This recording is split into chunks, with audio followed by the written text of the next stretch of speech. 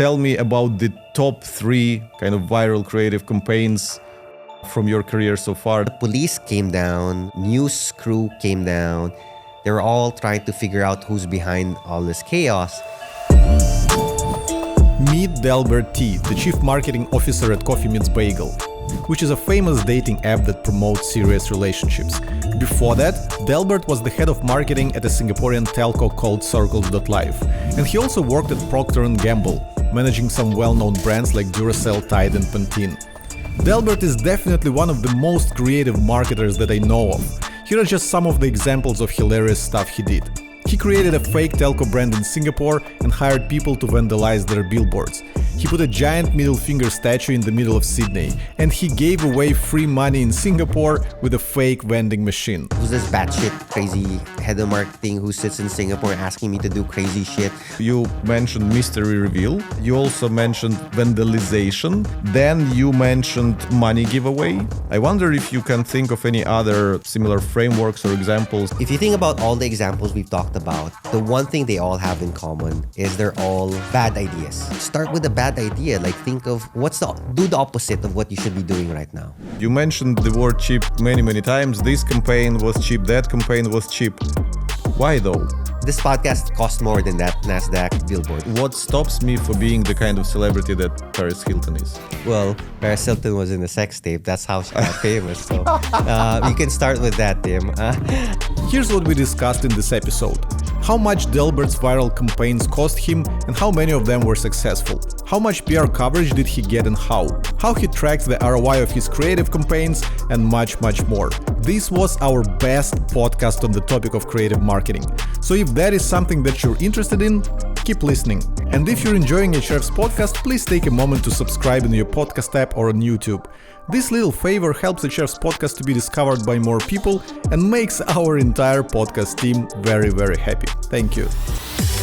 HRF's podcast. Delbert, welcome to HRF's podcast. Thanks a lot for coming. Happy to be here. So we had this dinner that I organized, the networking marketing dinner in Singapore. And I remember when you were talking about the creative marketing campaigns that you did for Circles.Life, that you did for Coffee Meets Bagel, people were like jaws dropping because it was so interesting, so creative. And typically, it's not something a lot of marketers get to do. This is why everyone was glued when you were telling all those stories, because they were so exciting. So I want to start off from asking you to tell me about the top 3 kind of viral creative campaigns from your career so far that you, I don't know, enjoyed the most or the most proud of or performed the best. I think I'll start with number 1. Number 1 is definitely the first one. This was the campaign that made Circles.Life an overnight success. So to set the stage, before that, no one had heard of Circles.Life. When I joined Circles.Life, no one knew about it. My wife wasn't very optimistic about it, but she believes in me. So you do you. So I went ahead and joined Circles.Life, and for the first couple of months, it was really hard to get anyone to pay attention to us. Our name actually was quite hard for people to understand because it's Circles.Life. People thought we were selling insurance or something.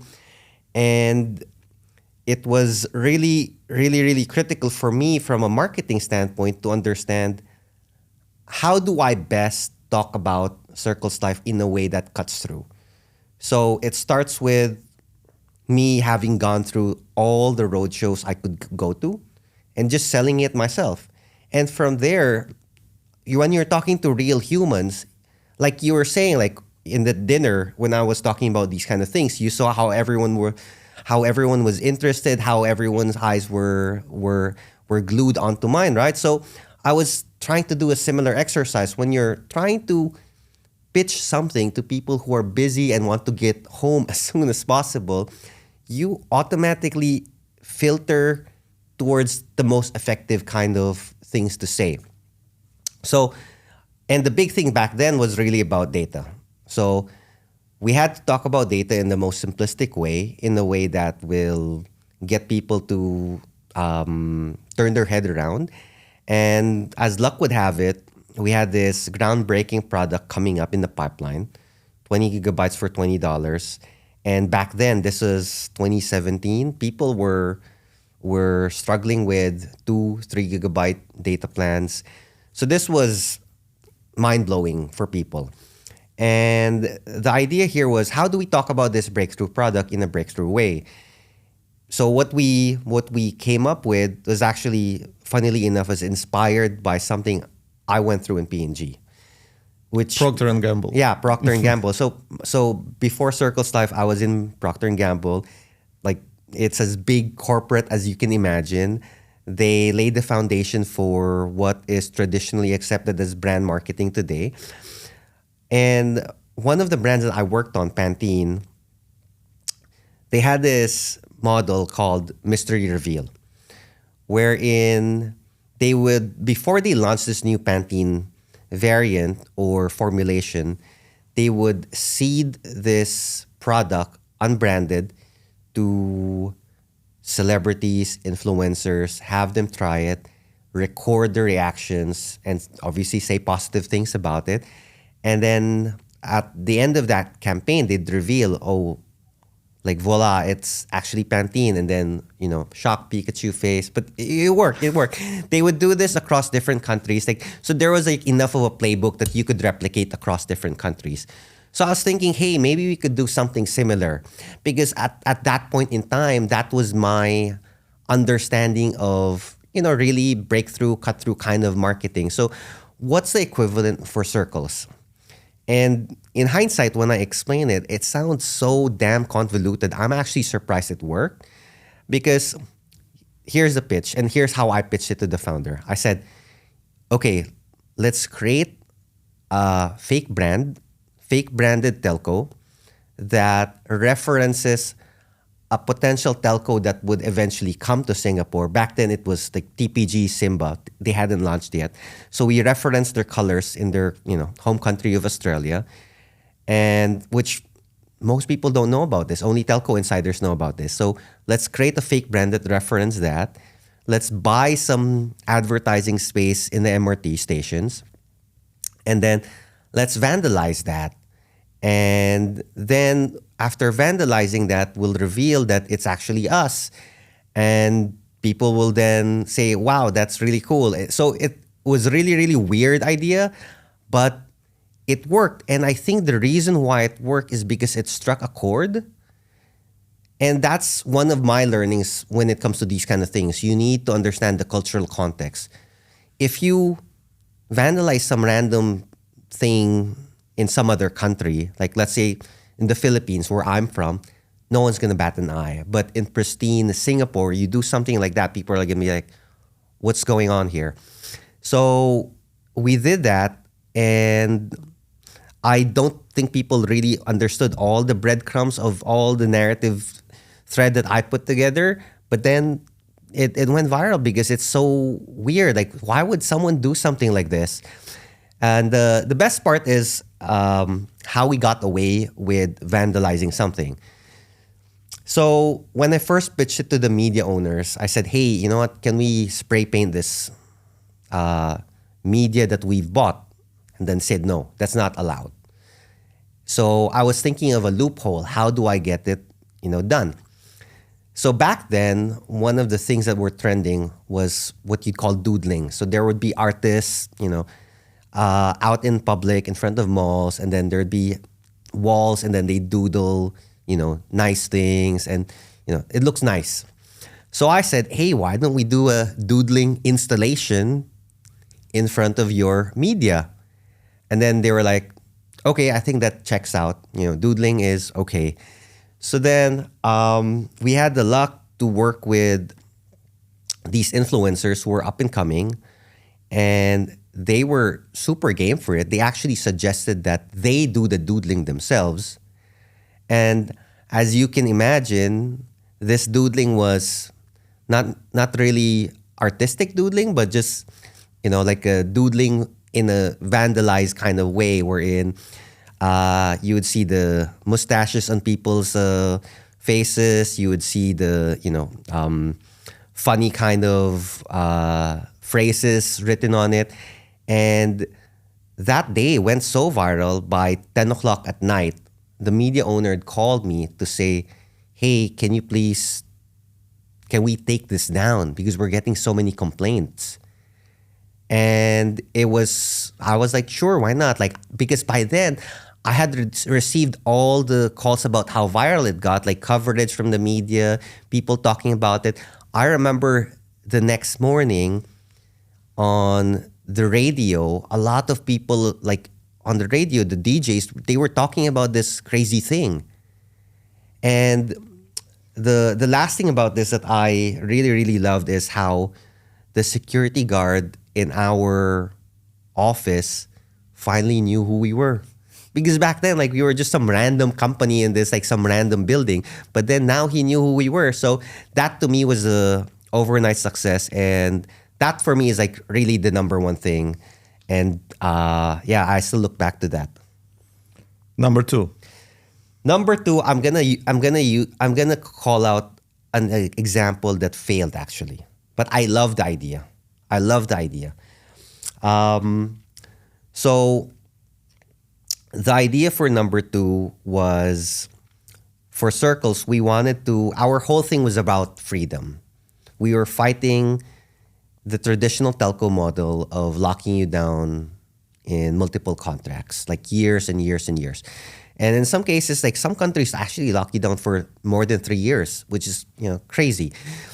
But I understand, like, they want to reduce churn, so it makes sense from a business standpoint. But the narrative for us from a brand standpoint was to talk about freedom, letting you have your choice to do whatever you want. So the idea was, why don't we start a GoFundMe page to free people from contracts, regardless of where they lived in the world, whether Circles was there or not. And then that Circles would foot the first 100K. So that was the idea. I really loved the idea. I think it was like crazy kind of idea. But it didn't work. We created all sorts of collaterals around it to talk about it. We got some coverage around it, but for any kind of metric that you would look at, it didn't do anything. People didn't care. But just from an idea standpoint, I really like that idea. And that's kind of one of the pitfalls with these kind of things. You fall in love with these ideas and you just want to do it. So we'll be digging more into each of those campaigns further as we go. But again, to give people more understanding of what kind of things you've done, I want to first you to present them. So the third one. I'm going to use the Coffee Meets Bagel example. So Coffee Meets Bagel, if Circles was all around freedom, Coffee Meets Bagel was all about being the app for serious relationships. And it's a dating app for those who don't know. It's a dating app, so please download it if you're single. But it's a dating app specifically focused for serious relationship, which is in stark contrast to most dating apps that tend to be a bit more casual or tend to be more general use case. And for us, we wanted to really establish ourselves that we're really, really just for serious relationships. So we wanted to make some kind of gesture around it that told people we meant business. So the idea was, in the app onboarding flow, when a new user comes in, one of the questions that get asked is, what's your intention? What are you looking for? And you have a couple of choices: friendship, casual relationship, I don't know, and serious relationship.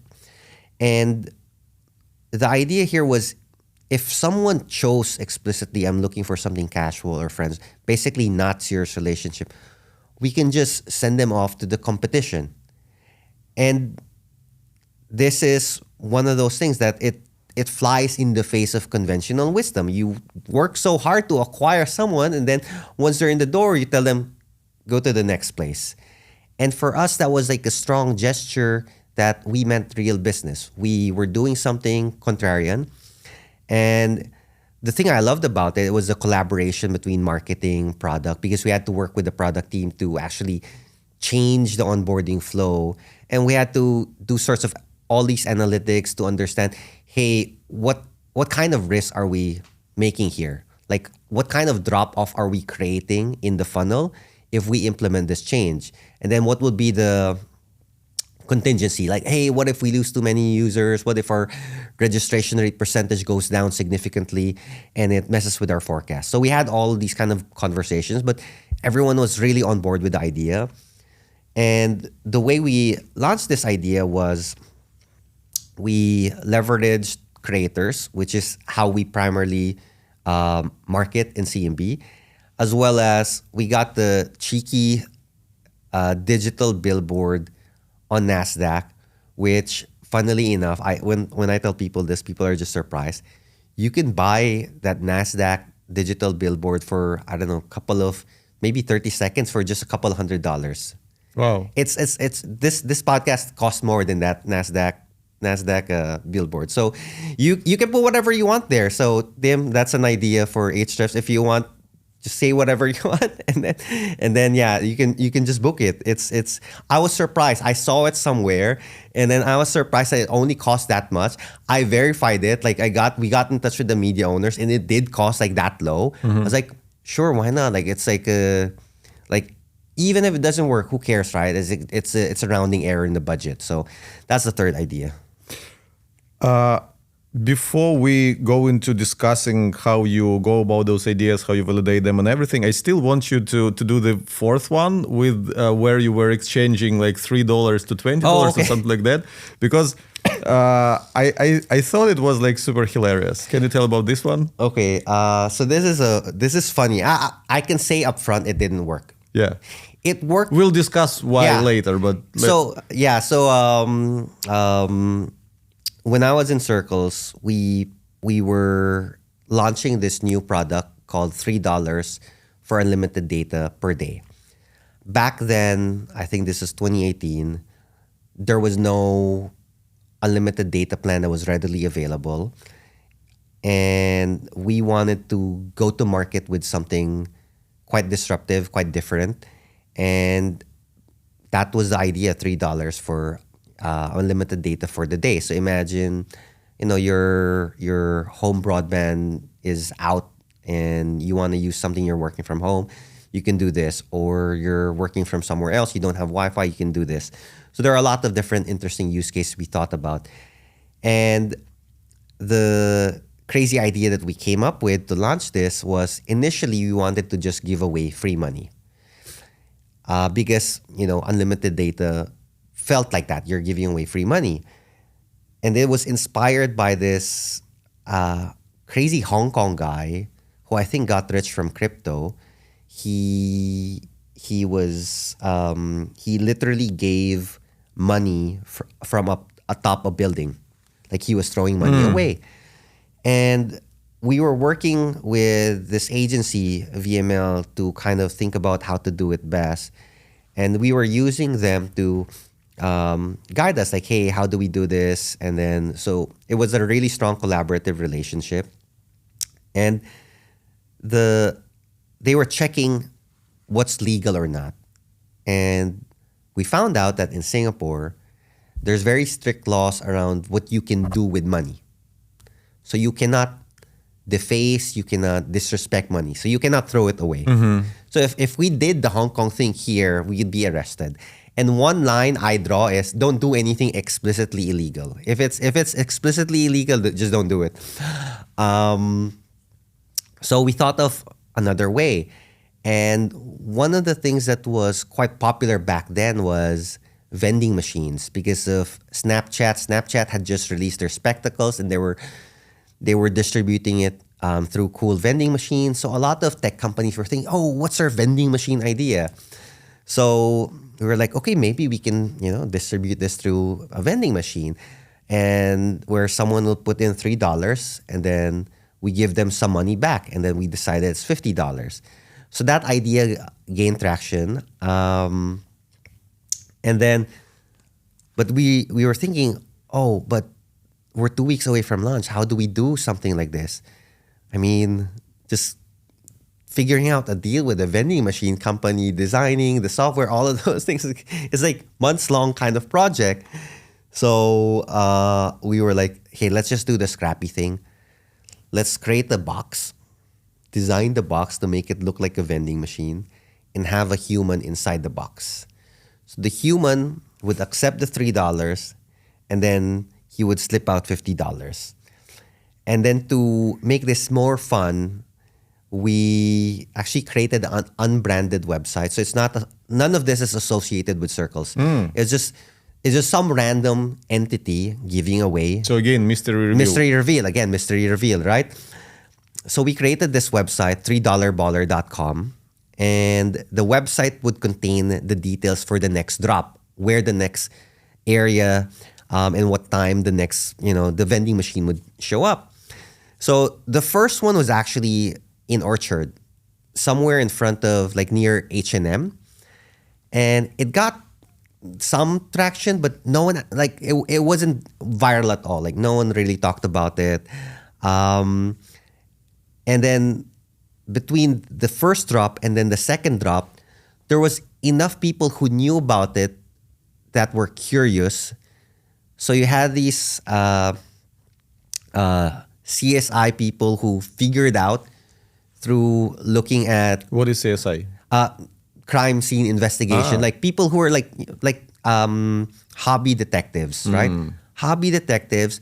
They looked at the forensic fingerprints of the website and figured out that it linked back to Circles. So we were actually watching all the forums like Reddit.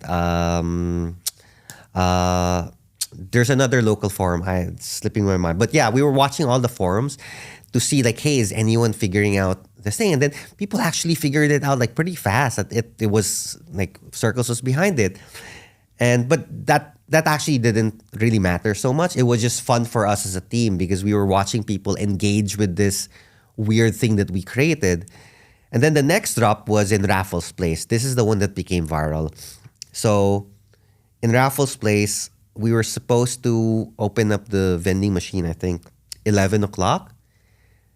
I think by 10, people were falling in line. There was a crowd forming, and we were able to give away money to just maybe 10, 11 people before we had to shut down and then back up. Because the police came down, and then news crew came down. They were all trying to figure out who's behind all this chaos. So because I can't not say what's going on to the police, the police asking me. So I had to come down to the event, and then I had to spend 2 hours explaining to the police that this is not some scam. There's no, because what they were worried about was there's some element of luck wherein if you put $3 in, you might or might not get $50. Yeah. So they thought it was gambling, right? Which makes sense. Why would anyone in their right mind give away $50? But yeah, I explained it to them. I explained the whole mechanic, the thinking behind it. And then, yeah, eventually they let me go. But it was the talk of the town that next couple of days. It was viral in the sense that people were really, really talking about it. The press actually kept on asking me how much, first, were we behind this? Because, well, you can connect the dots at that point in time. I'm there. And second, how much money did we actually give away? That was a big thing that people kept on asking. How much money did we actually give away? And the thing that surprises a lot of people, we didn't give much money away. The whole thing, including paying for the box, including paying for the guy inside the box, cost less than $20K, including the money we gave away. It wasn't very expensive. It was some weird idea that somehow worked to get people to talk about Circles.Life. So out of these 4 stunts that you've shared, basically 2 of them seem to have worked, and 2 of them you specifically say they didn't work. So it seems like the success rate of your viral ideas is 50%. But I would say it's actually lower than that. It's I would say if you can get to like 10% success rate, like that's good enough. The the way I think about it now, reflecting back, is it's all about the cost of doing it and the probability of success. What's your expected value?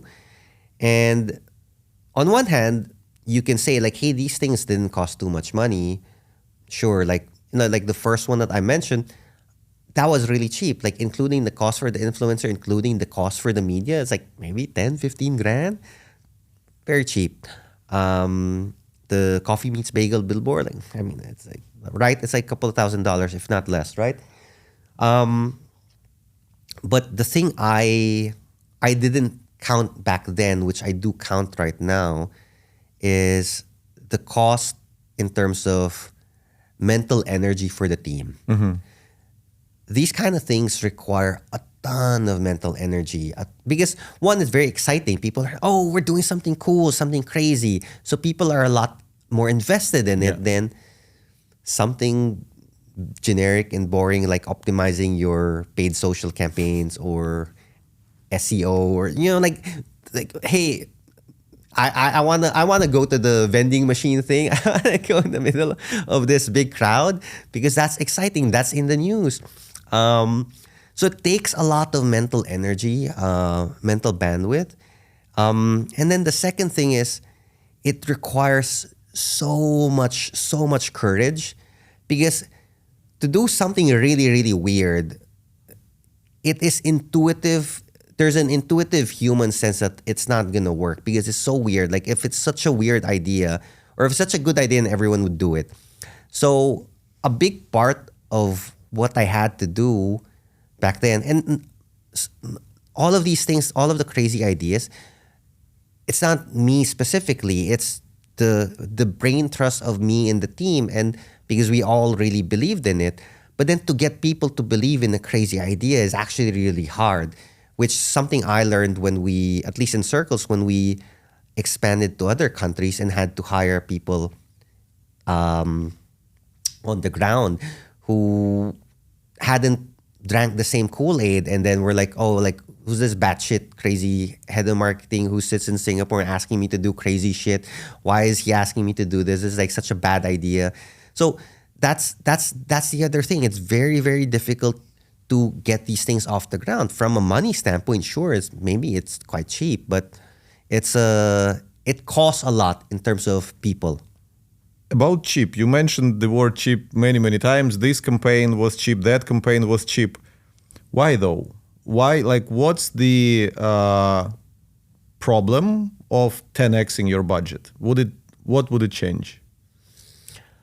Well, it was cheap from the get-go intentionally because you're trying to hedge your bet. If your budget is $1 million, you don't want to spend 900 on something that has like 10% success probability, 20% success probability.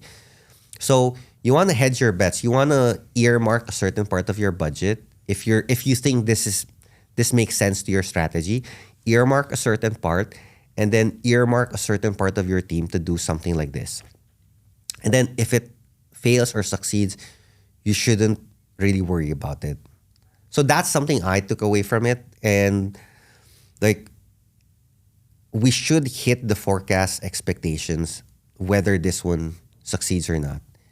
If you're counting on this to succeed, to hit the forecast, like, you're setting yourself up for failure because this has such a low probability of success.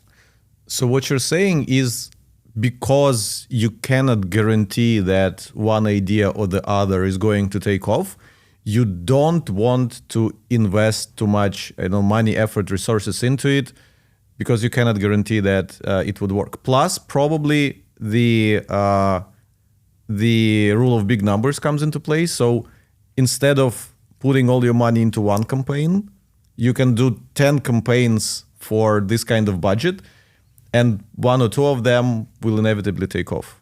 Yeah, and that's the idea around figuring out the operations around it, which I didn't back then. And like I was saying, right, from a money standpoint, it's cheap, but from a manpower, it's expensive. If I were to do it differently this time around, I would think about the operational structure such that it's cheap for both from a money standpoint as well as from a manpower operation standpoint. How do you earmark this section of the team so that they're just doing this, so that you're maximizing the amount of dice rolls that they can make as a squad within your team to do these kind of crazy ideas? So you also mentioned an interesting word, courage. You have to have courage to come up with those crazy ideas and execute them, especially knowing that a lot of them won't work.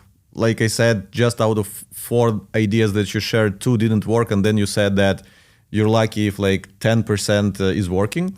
But the cool thing about this is the other day I was listening to an interview with someone discussing social media. I don't remember who that was, but the idea that I really enjoyed was that on social media, if you fail, no one knows about it.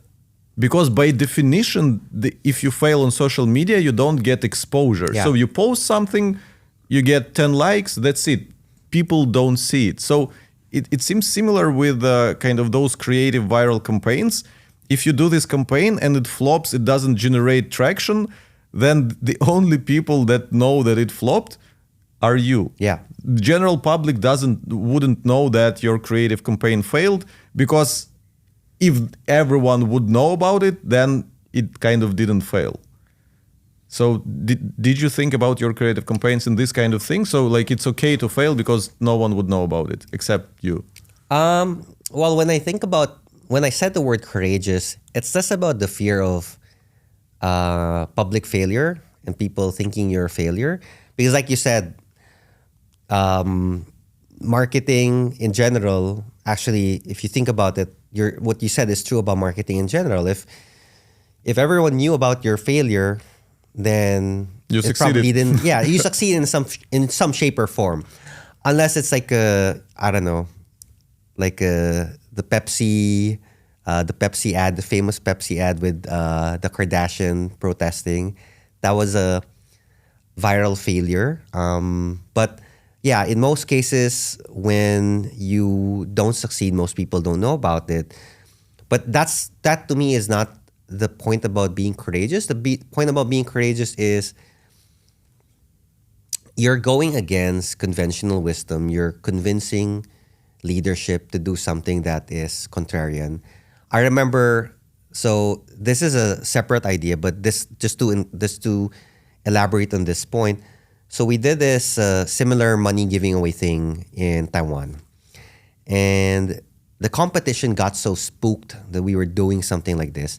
They complained to the FTC, so like the regulators, that we were quote unquote bribing customers to join us. Now, what they didn't understand, and what even people in Circles didn't understand, is that we were just giving them money away, or giving money to pay off their contract termination fee. And if they decided to join Circles, that's on them. The money was not contingent on them joining Circles. So then I remember talking to the CFO of Circles back then, and he was actually helping with all the regulatory challenges and stuff, trying to explain. And he was asking me like, so you're, spending, thousands of dollars, and how many users are going to switch to Circles from the thousands of dollars you're giving? I said, I don't know, like 10, 20. And then how does the CAC, cost of acquisition, customer acquisition cost, make sense there? I was like, well, it doesn't, because that's not the point. That's not the point. So people will have this traditional lens or conventional lens about viewing these kind of things. And that's why it's unintuitive. And you need to have the courage to actually explain the highest or higher level logic behind it. So now I explain the higher level logic around it. Like, hey, if I do something like this, sure, like there's maybe 10, 15 people who convert to Circles in this particular event. But then if people cover it, and then people read about it, and people get this impression about Circles because of it, then when they're in the in the context of switching telcos, they might think of us instead of the other, other person. So that's the idea. That's why it's courageous is you don't have a really thorough doctoral thesis level analysis of why your idea will work or not. It's just your gut, and then you having to explain that gut to them, and then them having to agree. But that's a very good point, because the next thing I wanted to ask is how do you know that your campaign failed or succeeded? Because when you are planning those campaigns, you have certain objectives. So if it is not the signups that you're going after, then it's something else. So what are the outcomes? And you can talk generally, or you can talk about the specific campaigns that we talked about before. What kind of objectives do you set for these kinds of campaigns? So let's start with the first one in terms of what succeeded. The first example I was sharing, which is the vandalism campaign. This overnight 10x our new user run rate. Overnight 10x it. Reduced our CAC by, I think, a third or by 2/3. So it was really, really every single metric you can look at on your dashboard overnight suddenly went insane. And Brand searches? Did you check brand searches? We didn't even look at, because like I saw like the end of the funnel was going crazy. So that sure, like that would have gone up significantly, but I didn't have to, because I knew the end of the funnel metrics were going insane.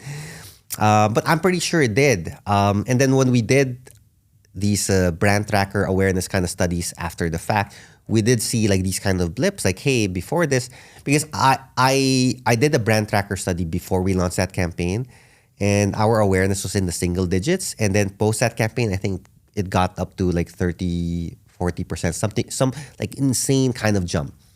So that one worked, and that's one of those easy situations where yes, it worked. But when it comes to like one of the examples I was sharing, like the $3 baller when we gave away money, that went viral in terms of coverage. But when it came to business metrics, it didn't really move the needle on our new users, which is interesting because you talked about expectation setting, right? Our expectation was that we do this crazy thing, and it will replicate what we did a few years back, when it will take our results onto another level. And then it didn't, but it did have a business impact. It actually increased our ARPU, our average revenue per user. Because, and in hindsight, this makes perfect sense. Because to avail of $3 for unlimited data, first of all, you need to be a customer. Second of all, you need to turn it on the app. So it is something that is, from a product standpoint, designed to increase your ARPU. And to have expected that to drive up new user directly, I think was too ambitious. And so that's why today I say it didn't work, but it worked in a different way that I expected it to. So I think what makes it easier for you is that at the point when you were executing those campaigns, Circles.Life was essentially an unknown brand. So it is super easy to see that, okay, it is becoming known. We have more signups, people pay more, yada, yada, yada. But I'm thinking of more established brands. When you have, SEO going on, when you have a lot of social media marketing, when you have a lot of word of mouth, when you have a lot of, events and such. And then you're also creating this kind of campaign, and different things that you're doing, or you posted something super interesting, or you published a piece of content that is ranking really well on SEO. The product team has created a new landing page. And out of those spikes, to be able to correlate that we did this and it's directly impacted this kind of attribution, it seems it gets harder. It does. So first I'll start with the answer, the conventional answer, and I think that's probably the most correct answer. If you have a lot of things going on and you want to identify which one is driving what, there's a MMM, Marketing mix marketing model. mix model. Like, yeah, like even back when I was in P&G, they had this model. I think it can be done in a much cheaper way now. Like it's you can do it faster, but it basically does regression analysis to understand like which ones are the driver of what and what, which one you should invest more in. So that's a conventional answer.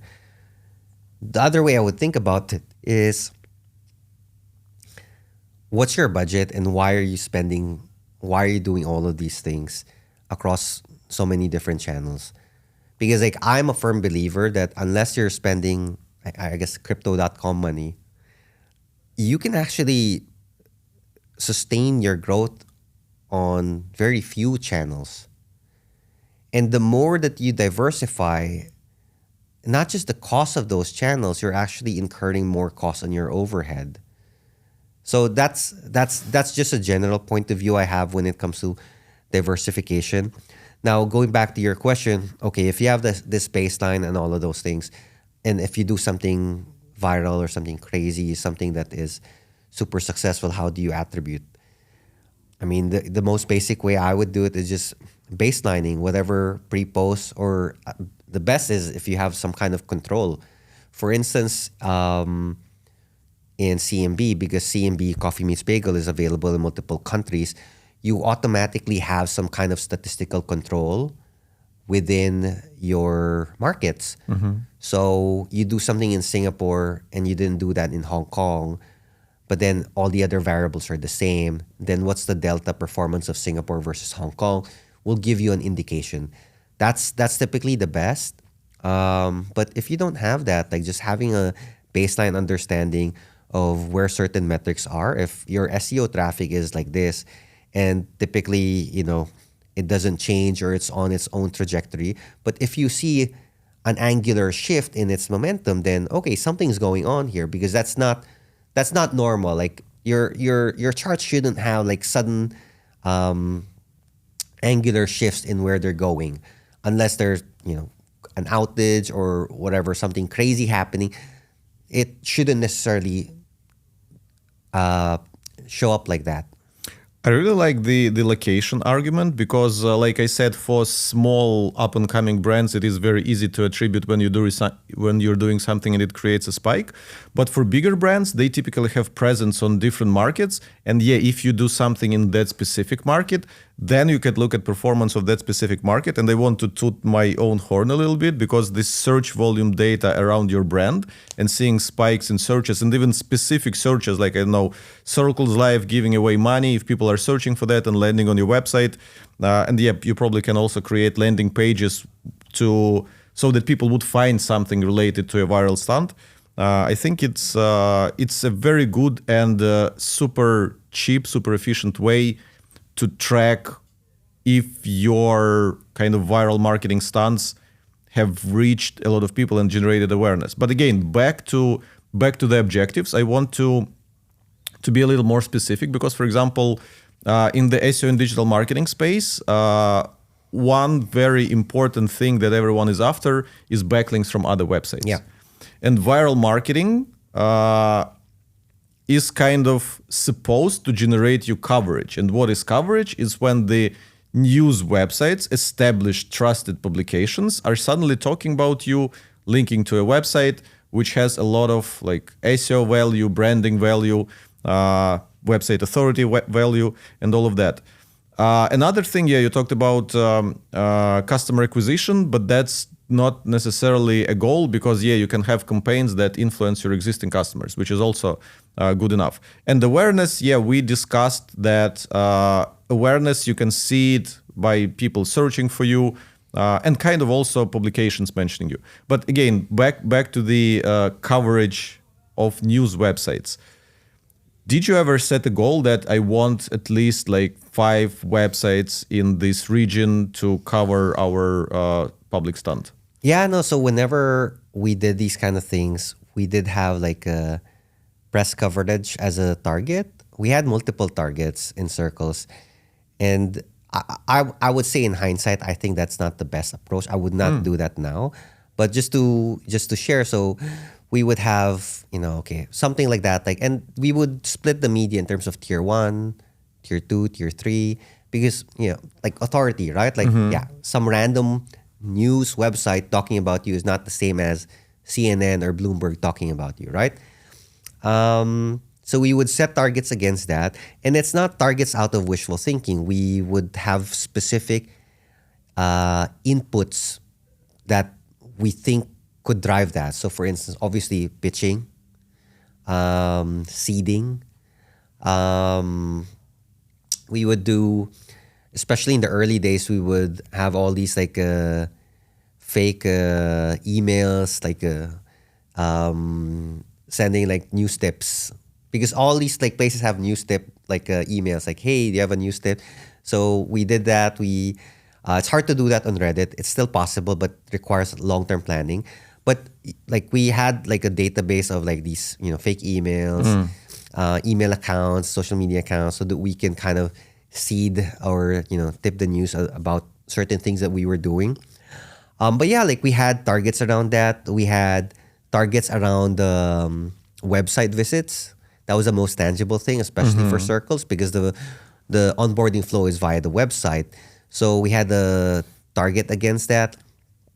We didn't have targets so much in terms of search volume, because that was harder to forecast against, because like what at least Google tries to show you is an index. So you don't necessarily have like a number that you can refer back to however months back to establish a baseline. But yeah, like that's how we would set targets around it. Now, why I say I wouldn't necessarily think of that as the right approach. I think having too many targets is just setting yourself up for a lack of focus.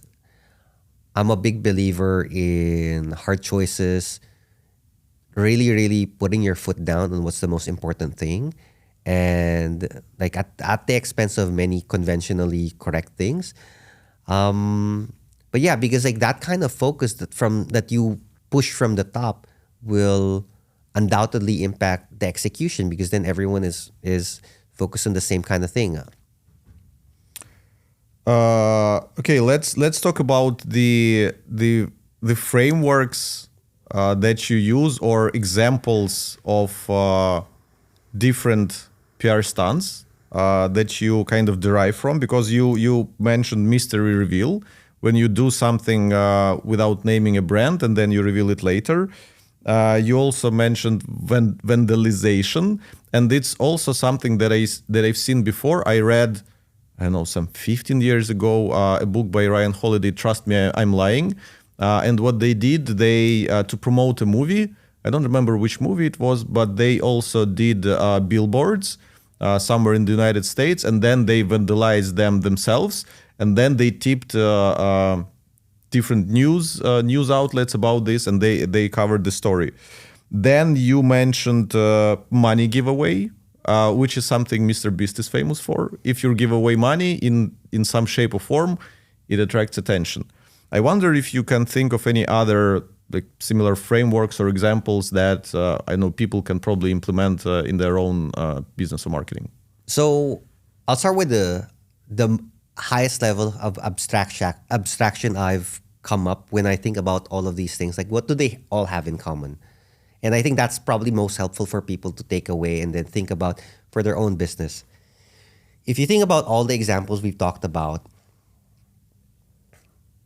the one thing they all have in common is they're all bad ideas.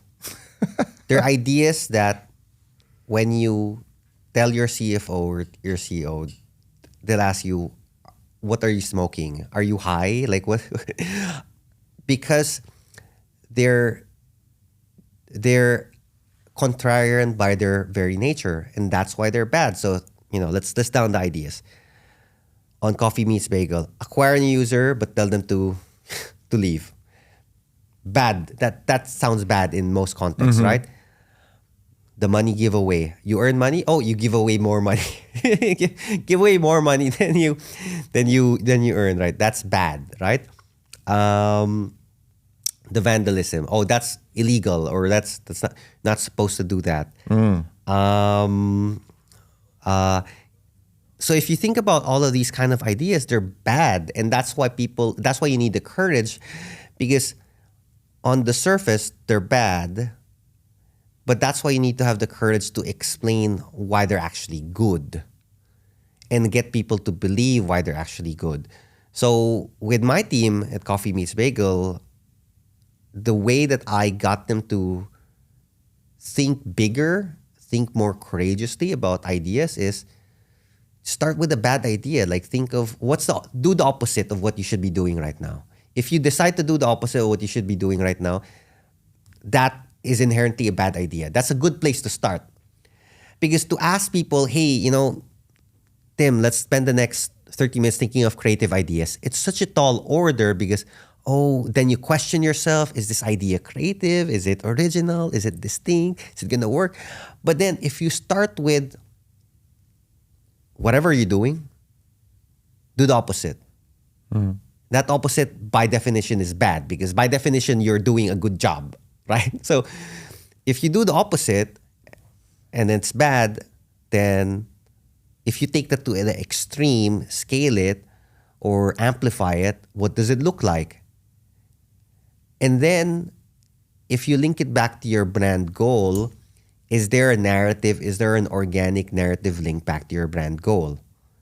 So in each of these examples that I talked about, I was able to make that narrative link back to the brand goal. Hence, it was on the surface bad, but on the second look, it's actually a good idea.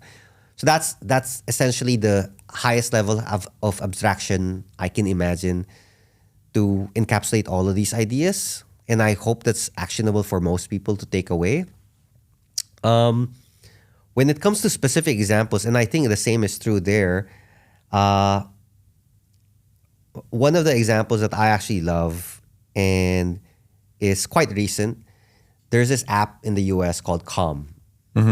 So it's about meditation. So you know where I'm getting to. So they bought this space during the election, bought this 30-second ad space, and they literally just had like a message like, breathe, meditate, relax. So good. Really good, right?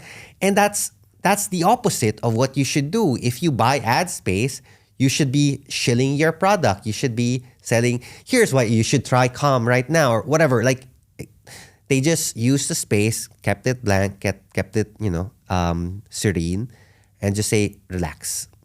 That's it. They've done this stunt multiple times, prior elections as well. But it works. It works because it's a bad idea. Another one, actually this one is Kanye. I think it was the last Super Bowl. He bought ad space and then he created an ad just using his phone. It was like vertical video. It was just so random, right? And I remember another example in Super Bowl, someone put the QR code there. Yeah.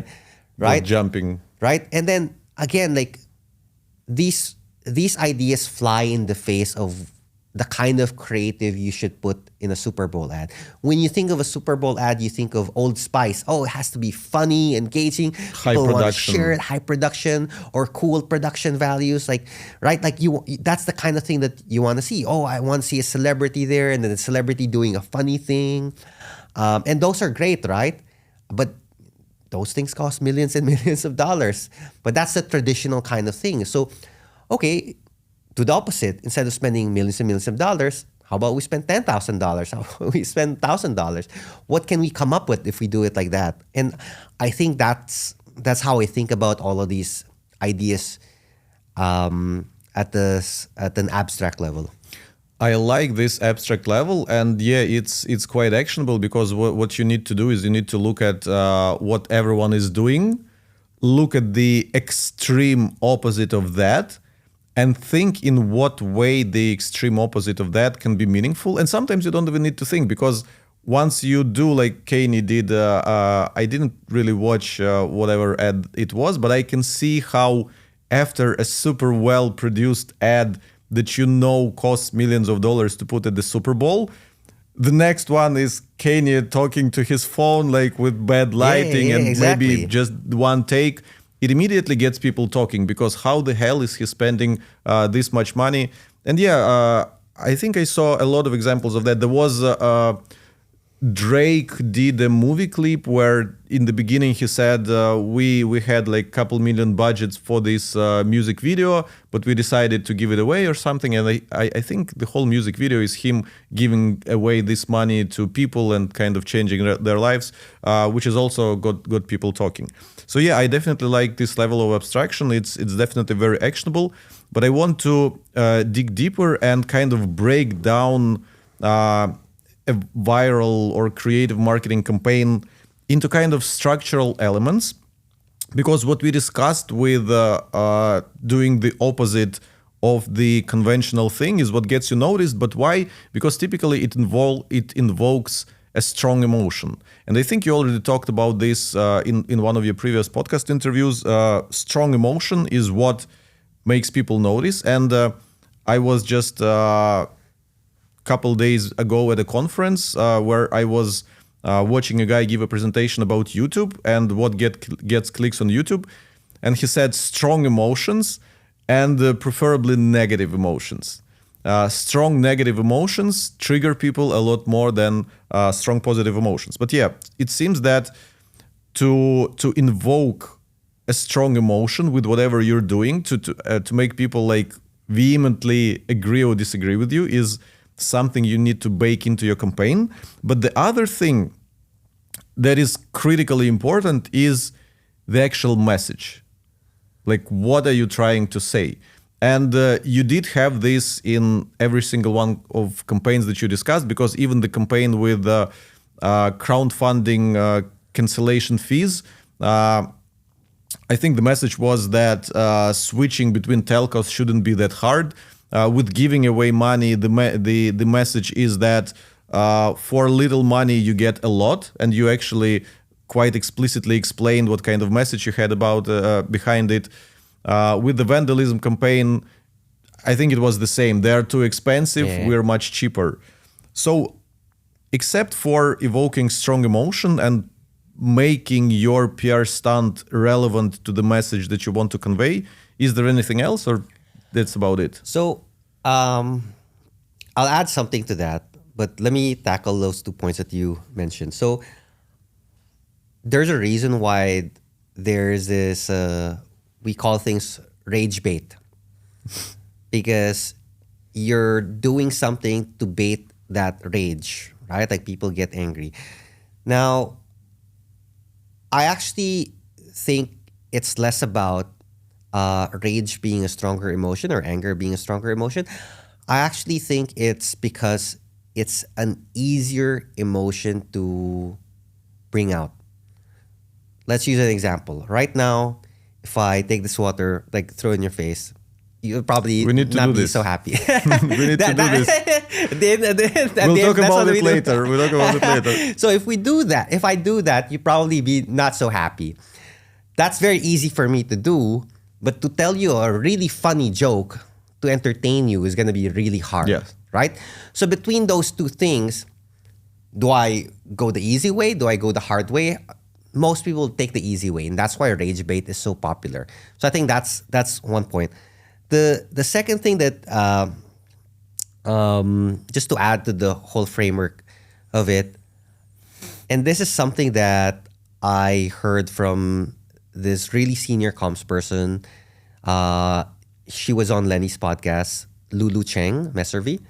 She has this phrase which I love. The phrase the word itself encapsulates the idea. She calls it cultural erogenous zone. And this is why certain things will work in some places and not others, because you need to understand the cultural context. So for instance, what might elicit a rage response in some place will not in the other. So the vandalism thing, right? If you do that in the Philippines, Australia, New York, whatever, most places in the world, like people wouldn't care, right? But you do that in Singapore and people would care. so that from a marketer's point of view, that requires some very deep cultural understanding of what are the norms that are practiced in that particular society. And if you can break it, bend it, exploit it, then you have something. Now, just the last thing. So you mentioned about message consistency. Let me say something contrarian about that. I actually think it doesn't matter. I actually think so. In our logical marketing head, these things matter because we're thinking about it from a brief standpoint when we're explaining it to people. Oh, you know what? Like the vandalism example. Oh, you know what? They will see this fake telco, which is advertising really bad data plans. Then we vandalize them. Then they will connect the dots all the way to Circles.Life, who's selling much better data plans. So, I mean, the way I say it now, it sounds so weird and convoluted. Like you don't really expect an average commuter to connect all of these dots. But then if I say it in a nice enough, presentable enough way on a nice PowerPoint slide, then people get what I'm trying to say. But here's another way to look at it, and why I say it could very well not matter. You just need to do something that gives you a mouthpiece. If you do something that's funny, crazy, anger-inducing enough, you will get that mouthpiece. Society will give you that mouthpiece. And then you can then use that mouthpiece to talk about whatever brand message you want. So take the example of the $3, thing. The way I explained it to you, you understood the brand message behind it, right? Do you think the people queuing up were gonna connect all these stuff? No, they're not. But then because the press was so damn interested in it, they were like, Delbert, here's the mouthpiece. Please tell us whatever you want to say. So now I can say whatever brand story I want to say. I can say, oh, we're launching this new product, and then, it's going to be really cool. Please try it out. Now, if that viral stuff was something else, but it still gave me the opportunity to grab the mouthpiece of whatever media or whatever, then I could still say the same message, right? So it's a bit contrarian to say that because most marketers are programmed to think about message consistency. If you're doing something here, you're doing something, and it's all consistent. I would say there's definitely value in having that kind of brand message, at least internally with leadership, so they don't think you're absolutely insane. But I actually don't think it's all that critical. If you do something, just don't do something that directly takes away from the brand. If you're, like I don't know, like let's say if you're a Procter Gamble and you are a very established kind of brand and certain kind of people buy you, you wouldn't want to do something that is so off-putting that the people who buy you would choose not to buy you. Like, I don't know, associate with, pornography or whatever it is, right? Sure, maybe it's funny and then it goes viral, but then if it takes away or eats away from the equity that you've built as a brand, then that's probably a no-go. Okay, let's talk about something else. I was reading this book, Supermensch. Have you heard of it? Shep Gordon. It's some producer of music bands in the United States.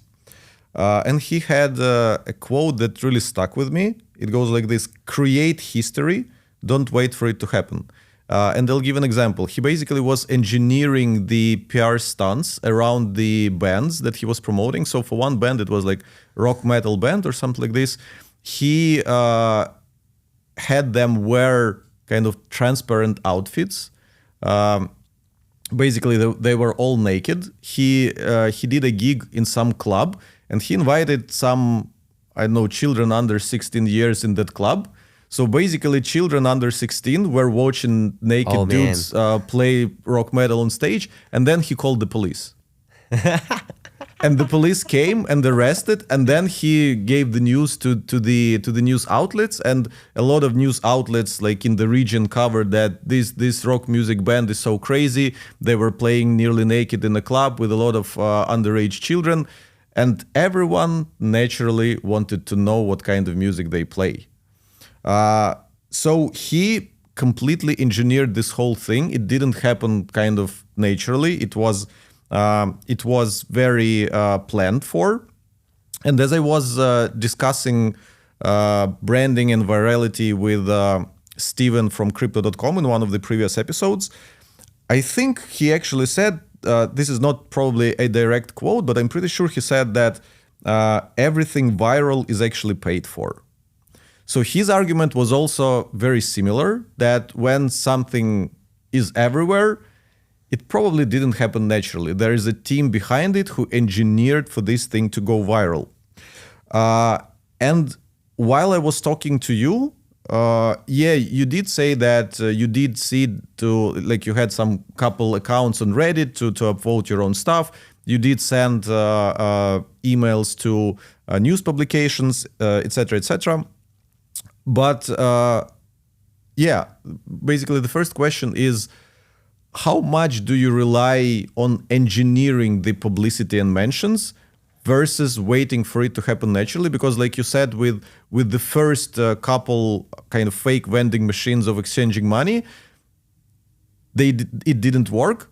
And then on the third one, people came to the raffles place, there was a queue, there was police, blah, blah, blah. Tell me about this. I'll give you the boring answer. I think at the end of the day, it's an equation in your head.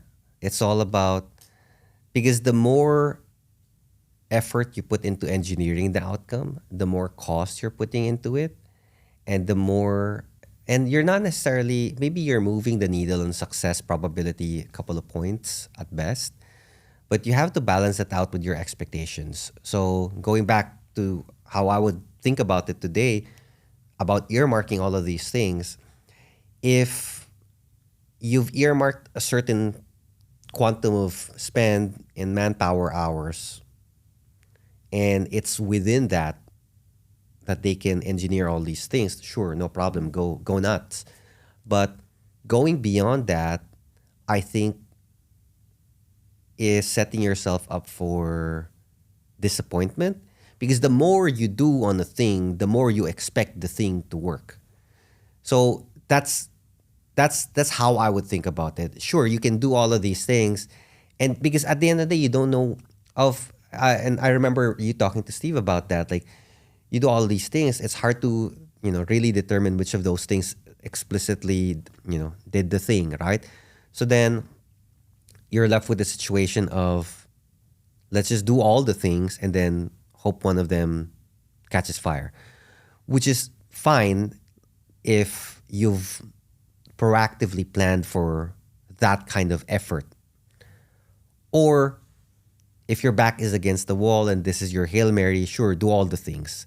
But then if you're not, if you have some kind of proven growth model and you are just scaling that, but you want to try something extra, or hedge against your projected growth with something potentially viral, sure, you can do it, but then you need to make sure that you're properly allocating resources and it's constrained to a certain cost. Otherwise, it's going to balloon and it's going to be just disappointment, and you might not want to do it again, and that's going to be its own issue. So my take is, engineer as much as you want, just so long it's within the confines of what you expect.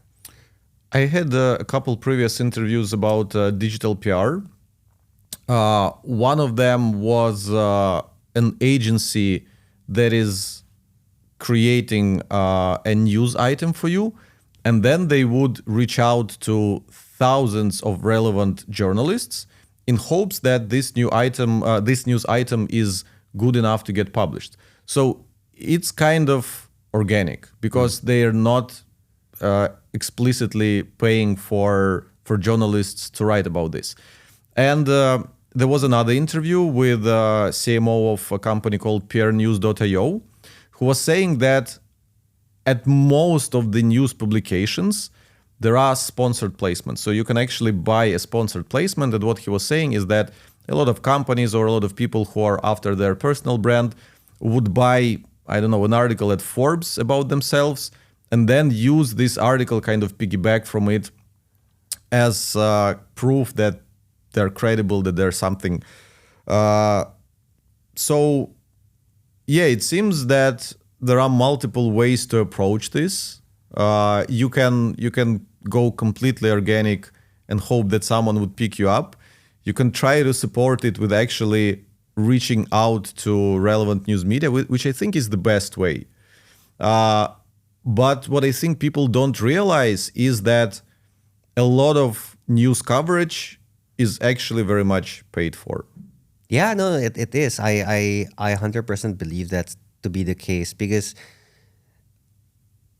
when one you're paying someone on your team or paying an agency to pitch all of these things, to create all of these new stories, you're paying for the relationships that they're building over time. And I know every news organization talk about a church and state division between editorial and advertising. But come on, it all reports to the same CEO, right? So I'm sure it's like companies that advertise probably get better editorial than companies that don't. So yeah, I do think everything can be bought, and it's just about the price that you want to pay and whether you think you're getting that arbitrage because that's our goal. Our goal as marketer is to get that CPM arbitrage. Everything is CPM arbitrage. Like am I I'm paying if I were to reach 1 million users and let's say Facebook is my baseline, this is the CPM for that, right? But then is there some other way to get that same million reach? And then that's your arbitrage. So that's what we're all trying to do so we can get the most effective or the best ROI in our activities. You mentioned agency, and you also mentioned agency when describing one of your PR stunts. Did you engage some kind of agency with every one of your PR stunts or just some of them? So that agency I mentioned in the PR stunt, we worked well together because the creative director and I are actually really good friends. There's a strong working relationship, but generally, I have not found success when it comes to collaborating with the agency on these kind of crazy ideas. And my thinking is less about creative capability and it's more about knowing the boundaries. Because if you're in an agency, if you're a creative director, copywriter, whatever, like you're working in the creative team in the agency, your entire agency's existence is predicated on selling ideas to companies like a P&G, companies like a J&J, Nestle, Unilever, like big companies, right? And these kind of companies are not necessarily looking to shake things up. So they want safe ideas. And even when the brand manager says, "Oh, I want crazy ideas," it's crazy within a certain confines of crazy, right? So when someone like me walks up to agencies and say, "No, do pitch me an absolutely batshit idea that might send me to jail," like if that sounds exciting as a brief, as a challenge, but then I've not seen like really strong pitches that I would actually want to execute. And again, it's not any sign of disrespect around capability. It's just that that's not what they've been doing for years and years and years, and they can never understand the level of creative boundaries we'll have internally. That's why all of the ideas that we've done is a product of our own internal brain trust, because everyone inside the team understands the boundaries of how much how far we're willing to go. So with the exception of that, relationship with the agency, which is I have because it's like a personal relationship. And therefore, it's just easier. There's a trust there. There's a trust there. Like, come up with something crazy. I'm not gonna waste your time because, I mean, as an agency, that's their business model. Their business model is they pay people. You can think about ideas generated by the hour, and if those ideas don't translate into a sale, then they've wasted those hours, right? So then they're really primed to sell an idea that they think will sell. But if you have that trust with someone, and you know what, dude, just trust me, we'll do something crazy together, and we did crazy things together that I haven't even mentioned. Physical versus digital. So it seems that there's something special about doing things in the real world, about putting this vending machine. And also one thing we didn't discuss, you created a statue of middle finger to the year 2020. That's a physical thing. You didn't just write an article and created a picture. You did it physical. Even with your stunt about sending customers of Coffee Meets Bagel to some other competing dating apps, you said you actually did a digital billboard at New York Times Square and kind of took pictures of it and used it in your communications and such to show it that something is in the real world. So kind of open question. What do you think about doing creative marketing in the real world versus sticking to digital only? I would say it's all about the idea. Everything is digital because your reach is digital. Ultimately, like again, like referencing your chat with Steve, right? When you asked him about Sphere, and then the Sphere, how the reach really is not about the people around Las Vegas, it's around the people online. I think everything you do is inherently digital. It's just that the canvas you choose to play with can be digital or physical, and that is contingent on the idea that you have. So, taking that same analogy of an artist, you can choose to paint on, a typical canvas. You can choose to paint on a wall. You can choose to paint on a table. Choose all these kind of things. At the end of the day, you're creating some kind of piece of art, and then it's up to you why it's like your arbitrary decision as the artist to decide this. So bringing it back to marketing and the idea dictates where it should be. So if the idea is dictating that it should be in this large physical space like the Sphere or NASDAQ, Times Square, or something else, then sure, do it there. But if it doesn't, you don't necessarily need to do it there. So I'll give you a recent example for Coffee Meets Bagel. We did something controversial, which most dating apps will like not go anywhere near, which is release our data. Release our data about who people like, who people don't like, and that's a landmine. That's a PR landmine because there's so many ways that can be misconstrued. And to push the needle even further, we talked about race, and this is in the context of the U.S. or there's a lot of divisiveness. So we talked about how on Coffee Meets Bagel, counter to the conventional notion, Asian guys actually get liked a lot more on Coffee Meets Bagel. And we shared data, we showed the charts, and it's all it's not survey data, it's all like actual primary data. We put it in nice charts, and then we had like creators talk about it.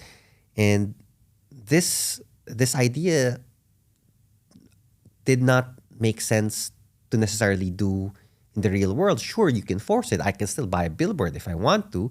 But then this idea is just about charts and data. Like to me, it didn't get there, but it did go into some other subreddits. But to me, this idea perfectly would fit into the subreddit called Data is Beautiful. Yeah, that's where it should live. That's where it should live. Data is beautiful because we're just showing data and then people get to talk about it. And we went through all sorts of lengths in terms of determining contingencies. Hey, what if this happens? What if this happens? But yeah, like took a lot of planning, but something that we were passionate about. And again, it's like a unconventional because like we just showed here's the data. I still think there's something magical in doing things in real life because back to the example of your middle finger, you could just Photoshop it in like most iconic places in the world and try to create a campaign out of this. But I don't think people would pay as much attention as compared to knowing that you actually did this statue kind of in. It's not statue. How to call It's it? no, it's a statue. An actual statue. It's like I think a 4 meter tall statue. Yeah. For You know what's okay? It's funny you say that, right? Because one of the things I thought about back then was how do you pilot these kind of crazy ideas? How do you know before spending too much money? How do you know that it can go viral? So it will fly in the face of your point around real life.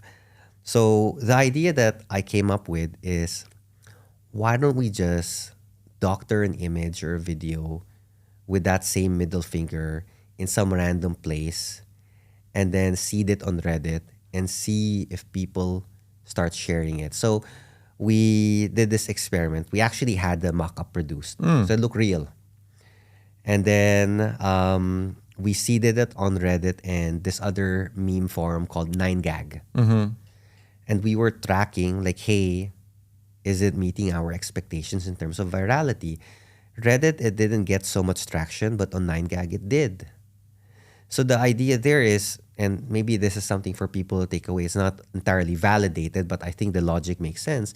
If you want to do something crazy, instead of getting your whole team to, coordinate and do this crazy thing, just have a designer or have someone mock up something and then, it's easier than ever today, especially with AI tools, to make something look real and then just seed it as if it happened. Like imagine if we create like this picture that looks photorealistic because it's an actual photo and then you just superimpose like this giant middle sign in the middle of, let's say, just throwing this out there.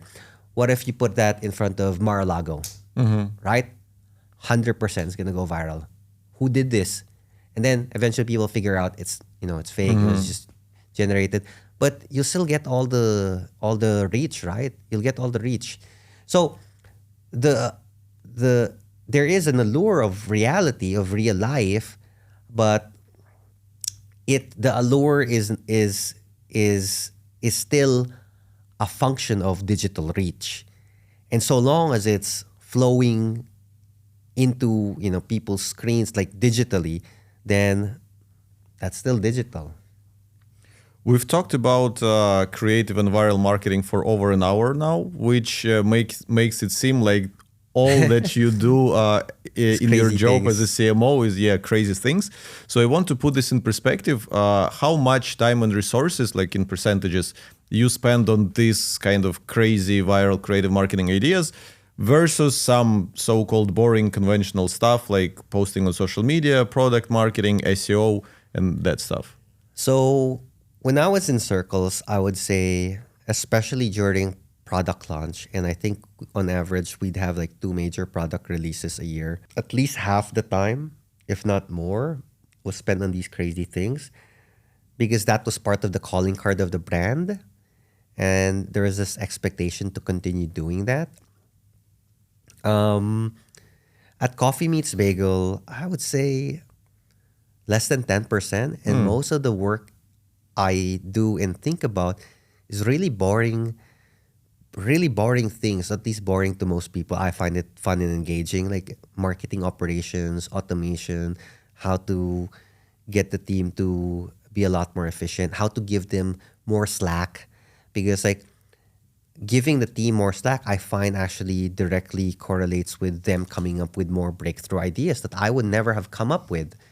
So that's kind of the split now between Circles.Life and Coffee Meets Bagel.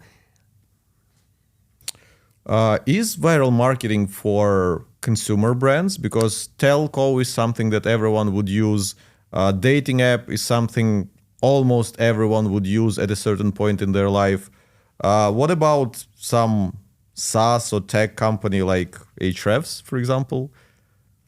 I think it's for it can be for anyone so long as you're clear why you're doing it and who you're doing it for. So I'll give a SaaS example. Uh, and this is something that actually was very popular actually a couple of years back. Like lots of founders were talking about this. I don't know if you've heard of this payment company, WePay. So I think sometime in the mid 2010s, PayPal froze a couple of accounts for whatever reason. And then WePay, they did this stunt wherein they brought in a huge chunk of ice in front of PayPal's headquarters. And obviously, the police or the security guards got them to go away, but then TechCrunch covered it. And guess what? Like, it was a success for them because they were sending a message about how WePay was a better solution than PayPal. Another example I can think of, again, somehow payments as well. If you remember this guy, the CEO who gave everyone on his team at minimum a $70,000 a year salary. This is a long-haired guy. He went viral because he was like all about pay equity and all of those things. Made sure everyone Something rings a bell, yeah. And yeah, like I don't know if he intended to be a viral stunt, but yeah, I'm sure that helped the brand awareness for his particular company. Because I remember talking in hearing in one of his interviews how because it was such a value statement. Like, I'm for equity. I want people to have a decent living wage, blah, blah, blah, all of those things. And it made people or potential clients who were for that idea also come to them on an inbound level. But on the flip side, it made people who were against that idea or think what he was doing was like unethical or whatever it is, they disagree with it, they left. So it did affect his business. So to me, I think it's all about who you're trying to talk to, and is that a means that is effective or could theoretically be effective in reaching them. Like, the WePay example, TechCrunch covered it. I mean, if I don't know, Vogue covered it, obviously, would make a difference, right? Yeah. But because it's TechCrunch, right? Maybe Unless even it's a Hacker public News. company. For public company, any awareness is good, right? Because people can buy their shares. Sure.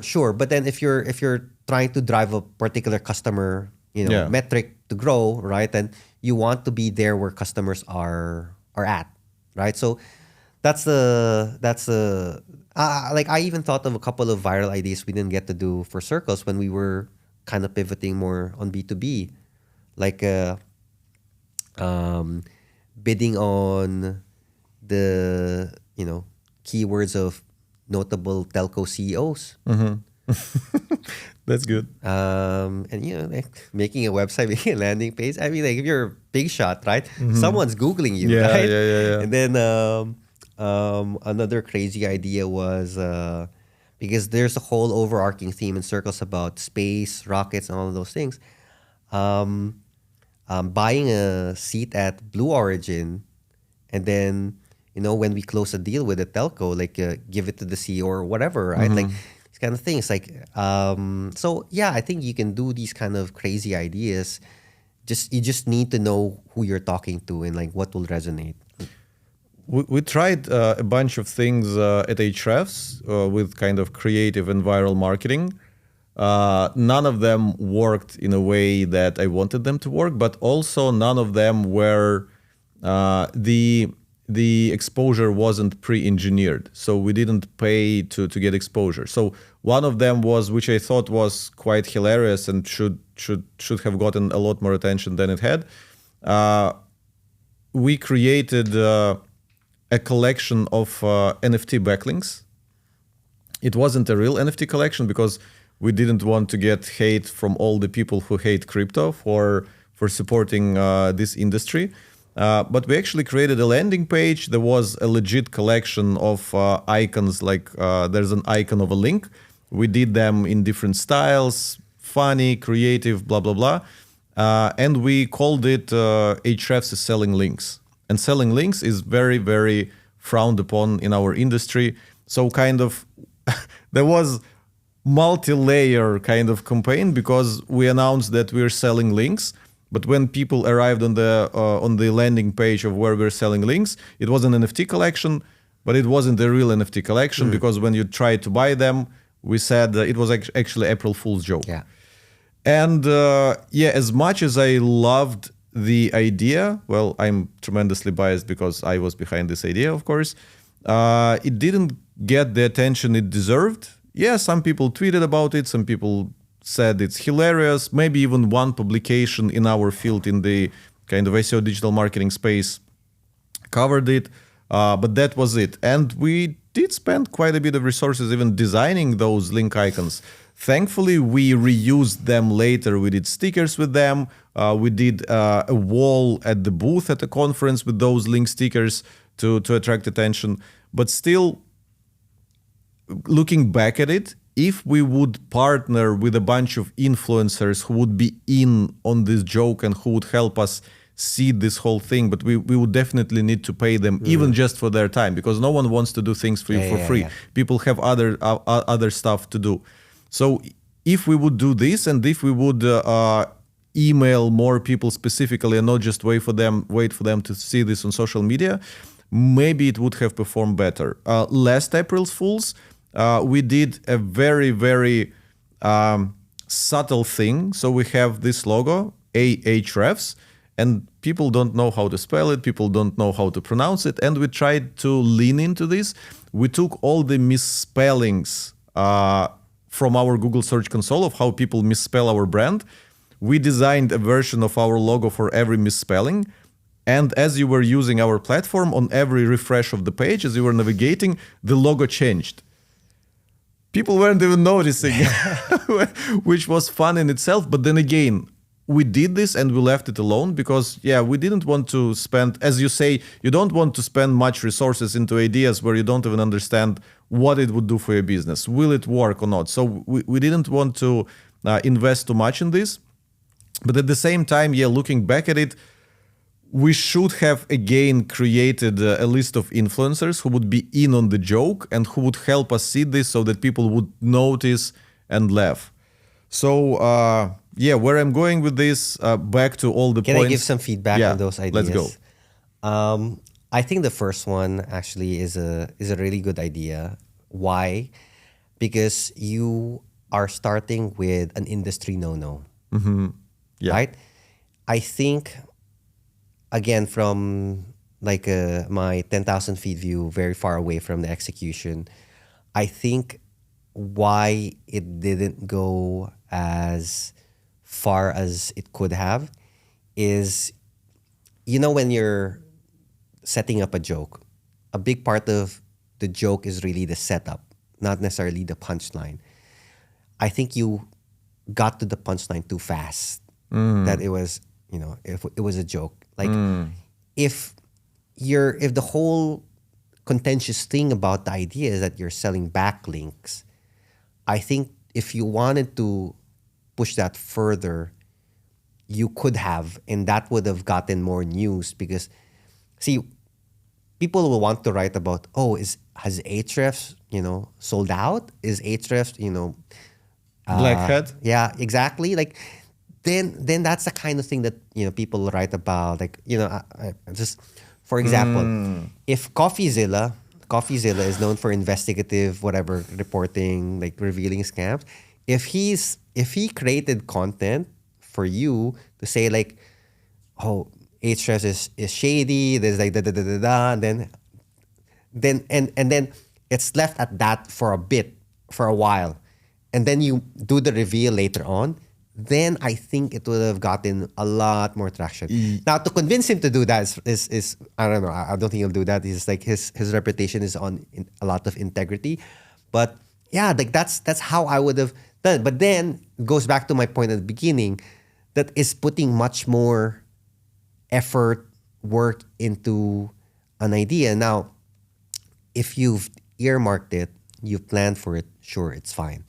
But that's actually for me like the bigger driver as opposed to the engineering part. Because to me, the engineering part would be just icing on the cake. If the whole thing doesn't trigger anyone with any kind of emotion, like this kind of thing, like in the SEO space, like people get triggered. Like this is rage bait. Yeah. This is rage Yeah. bait content, right? But then if you reveal the punchline too fast, then it's like they wouldn't Yeah, get yeah, enraged in the first place to share it with other people.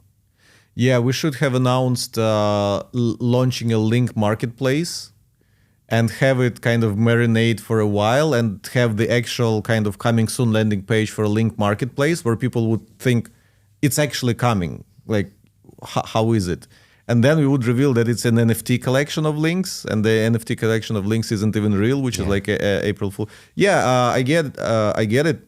You have a point completely.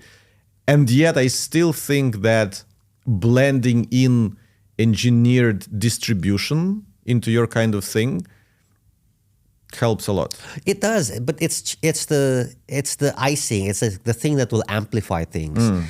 I don't think the difference between succeeding and not succeeding is my point, and maybe this or will differ, is like I don't think the difference between succeeding and not succeeding is engineering distribution. I think this is where we disagree with you. Yeah, because like to me, if the idea is like crazy enough, like you should, like the vandalism thing, we didn't engineer the distribution. In fact, all the times that we tried to engineer the distribution, I don't think it actually worked. It was just busy work for the team to do. I don't have the actual data and will never have the actual data for it, but just from my sense internally, I don't think any of the engineering distribution work we did actually was the driver of the outcome. Okay. I also think in terms of distribution, what helps a lot is the size of your existing audience. Because if a well-known brand that has a lot of customers, big audience, and just many people know who they are, does something, then kind of it automatically has distribution because people care about some brand doing something. Yes. If a up-and-coming no-name brand tries to do something, they have to try a lot harder because no one knows who they are, so they don't pay attention to what they're doing. Yeah, and I guess where the synthesis of all of this is probably around, if you break it up into just effort on distribution and on one axis and craziness of the idea on another axis, sure, you can be on the quadrant wherein crazy idea, really great distribution. And that will probably increase chances of success. But you can also imagine something really batshit crazy with zero distribution still going viral, like if it's crazy enough. But the why I have this opinion is like, if something is really meh, all the distribution in the world won't help it. So that's why I have that point of view. Okay, this brings us nicely to another question, which I rarely send questions in advance, but some of them are quite challenging that I want my guests to know. And this is comparing brand to a celebrity. So what is a celebrity and what is a brand? What do they have in common? Because like you said, if something is meh, then people won't care about it. And there are celebrities that are known for something, like amazing singer, amazing actor, amazing football player, or like sports person. But there are celebrities who, there's this quality of known for being known. Like, I don't know, Paris Hilton or something. Is the definition of meh? Like, what is she except for that she is known? Oh, like I think during the early 2000s, Paris Hilton represented the peak of blonde entitlement in an ironic way. So I actually remember Paris Hilton making ads with SodaStream. And she was playing up that persona that she's this vapid, blonde, rich kid that just parties, and that's what people remember her for. And you can use it to enrich yourself, or you can complain about it. And I think she did the smart thing. She used it to enrich herself. So I don't think she's famous for just being famous. So what is a celebrity? What stops me for being the kind of celebrity that Paris Hilton is? Well, Paris Hilton was in a sex tape. That's how she got famous. So you can start with that, Tim. But but yeah, like how do you become celebrity? Money, inputs. It's all about inputs. And then if you have the right combination of inputs, and inputs is not just money, but money, strategy, positioning, like what are you, like how are you different, all of those things, then and obviously luck, then you get fame. And that's why I compare celebrities and brands a lot, because to get to the certain point where you're at that level where you're famous, a lot of things have to go right your way. One, you need to have a clear understanding of who you are and who you're not. Like let's say, what's funny, there's a lot of Chris's in Hollywood. Chris Evans, Chris Pratt, Chris Hemsworth,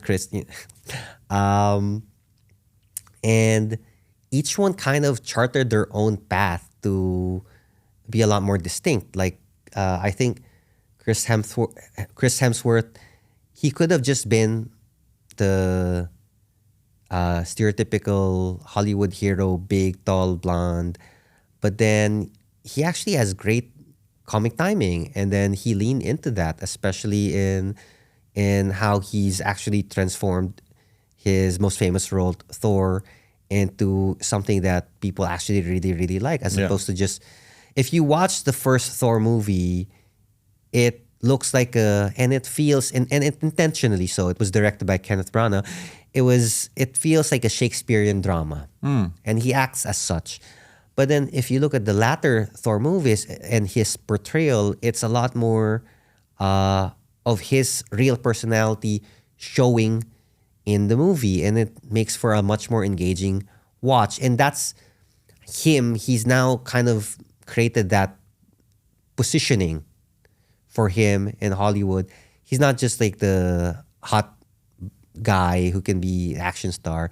He's a hot guy who can actually, do comedy, and he's comedic in his own way, which is different from the other Chris Pratt. He's also a hot guy, but he's also a different kind of like a comedic style coming from Parks and Rec. So when I think about brands, I think about that as well. Like, can you position yourself that you're, because all the things that you talk about, like right brand strategy, distinction, blah, blah, blah, blah, blah. People ask me like, how is Coffee Meets Bagel different from a Tinder or Bumble, all of these things. You say the same kind of things. Like, here's how Coffee Meets Bagel is different for serious dating as opposed to the other brands. If you're a celebrity and you're vying for a role, here's why you're the right person for the role, and then not this other person when you're in the casting call. So to me, celebrity, whether celebrity status for a brand or celebrity status for a person, for an individual, I see two elements in it. First element is how many people know you, just pure awareness, how many people know your name. And the second is what people know you for. Because if there's nothing to remember you for, then people won't essentially remember you. Like, we see lots of faces, lots of brands, lots of names, but we don't remember them because they're either like their message is so irrelevant that it doesn't register, or there's just no message behind. There's a lot of people on TikTok that do dances, and they might be celebrities, but not to me. I don't know who they are.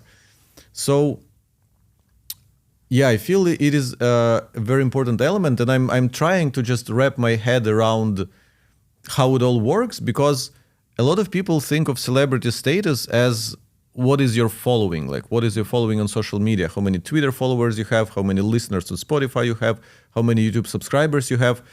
but it's really is being known and in a way respected, where people would want to have what you do for them. And a good example was Ed Sheeran. I don't follow him on Instagram. I'm not subscribed to his YouTube channel, so I'm not anywhere in his audience at all. Yeah, I have couple of his songs on my playlist, but that's about it. And yet, when he was coming to Singapore, I bought tickets because I know who he is. I know he has great music. That's enough for me to go and pay him. So yeah, I'm not really sure where I'm going with that, but I'm just trying to understand the concept of what makes a brand or a person a celebrity. If you start with how does one become a celebrity, which is where we started, Yeah. you start with that ingredient list: money, strategy, luck, and if all of those things work in your favor, then you gain that kind of outcome, which the way you describe it is an outsized audience beyond your immediate scope, right? Like you don't follow him on Instagram, but Yeah. you still technically became an Ed Sheeran customer in Yeah. some shape or form. And I think when brands reach a certain level of growth, and doesn't need to be general audience. In some cases, like brands can be really, really successful in their niche. For example, like following the example of brand or bands, right? There are a lot of bands with cult following, which you or me may not have Yeah. ever heard of. And that cult following, they are essentially celebrities, if not more so than like the traditional notion of the celebrities that we all think about. So when it comes to the input and then the outcome of that reach, that feeling that people will buy you just because of the name, people will buy you or kind of subscribe to you or believe what you're saying just because of the name. I think that's where a lot of parallels happen. And that's how brands become really, really successful. And that essentially is underpinning the whole theory of brand. Why not just, that's why you don't just, have a sales team or just do, search ads. That's why, people want to build a brand so that there is some kind of overhang. There's some kind of abstract sense that there's a relationship between the customer or the prospective customer and the brand. We're almost near the end of our interview and we still haven't mentioned the word AI. So what I want to ask you, and I want to be very specific, as you know, I like to be very specific. So in the coming year, are you going to use any form of AI for specifically creative marketing stuff, not necessarily marketing operations, but for executing those creative things? Do you see, or do you already have some ideas of how AI can help you with that? Definitely. So we have some ideas. Like so the first thing is with dating apps in general, and specifically for CMB, it's very important to be authentic. Be authentic, to be the place where real people are at. You meet real people, humans, and that's why any kind of use of AI we need to be careful about it. We can't just use AI like some random companies wherein they produce creatives wherein it's so obviously generated by AI. We can't do that. We have to be quite careful about our use, because the last thing we want is we don't want people to think like, oh, you sign up to CMB and then you see a bunch of AI people. You don't want that. So the way we think about AI is how can it help us scale our creative ideation and experimentation process. So I was sharing earlier that our marketing is basically all creator driven. So the content that shows up on our performance media is all creator driven. Mm-hmm. So we work with a lot of creators and they share with us their creatives. And then there's like a huge diversity of creatives. Some of them are as complex as like a 2-minute long skit. Some of them are as simple as 15 seconds of someone just doing makeup and then explaining stuff. So there's a whole variety there. Now for us, not all of these things will work. In fact, we see a power law happening wherein most of them actually don't work. But then the ones that do work, like 10%, it's actually a bit more than that, but like 10%, they disproportionately drive down the cost per new user. So much like the viral examples we talked about low success rate, this one actually has a low success rate, but you can scale it if you design operationally how to scale it and how to push down costs as low as possible, so that even if you have misses, even if majority are misses, it still works out financially for you. So when we think about AI, we think about, hey, is there a way that AI can help increase success probability by helping us experiment on hooks, formats, presentation, these kind of things, or even angles. Like for instance, an angle that the creator talked about was dating as an introvert. That's an angle that I would never have thought about it that way, or like no one in the team would ever thought about that way. And that's why we keep our brief fairly straightforward and simple. Just talk about Coffee Meets Bagel and serious relationship. That's it. So then people bring within the content their own story, their own experience, and that creates a diversification. That diversification inherently brings variance in success. But if you're able to operationalize it such that you can scale it efficiently, then that's fine. That's within the financial considerations. But yeah, that's pretty much how we think about AI mostly, how to experiment like these kind of angles, formats, creative approaches at scale, as opposed to just waiting for magic to happen. Thanks a lot for sticking till the very end of this episode. I guess that means you enjoyed it, right? Because if you did, I have to ask you to subscribe to this YouTube channel, or maybe click the follow button if you're listening to this on Apple or Spotify. Not sure if you know this, but subscriptions and follows are the strongest signal for these platforms to show this piece of content to more people. So I would really appreciate it if you would follow and subscribe. Thanks in advance, and I'll see you in the next episode. Bye.